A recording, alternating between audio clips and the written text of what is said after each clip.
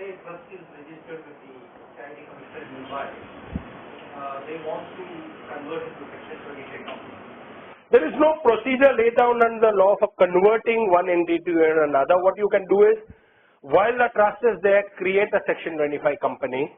Over a period of time, then close down this trust, because the trust can give by way of donation to this company, because it will have similar objects, and that's the only way. But because when you're talking of a trust, it is registered with the state government, Charity Commissioner, Law and Judiciary, Department of Maharashtra, whereas ROC comes under different things. So there is no provision in law for converting.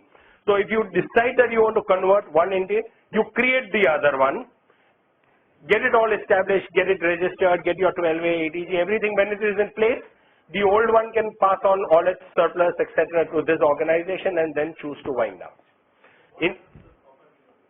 Okay, let me explain first of all that there is a clear specific provision under the Societies Act for dissolution. There is a clear specific clause under the Companies Act for dissolution. But where a trust is concerned, there is no provision. In law, therefore, we say that trusts are irrevocable creatures. They cannot be wound up.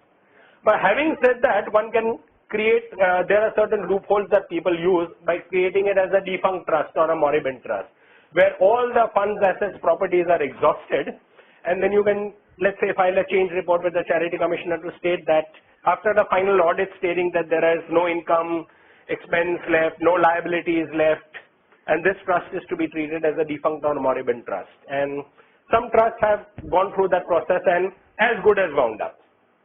But there is no winding up provision under the Trust Act. In fact, many people go to the department and say, we want to wind up, and they say, under which section can I wind you up?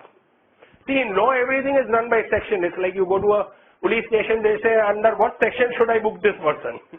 Everything is run by section and jurisdictions. So there are issues around jurisdiction and issues around no provision under the Act of 1950 or the rules of 51 to wind up a trust.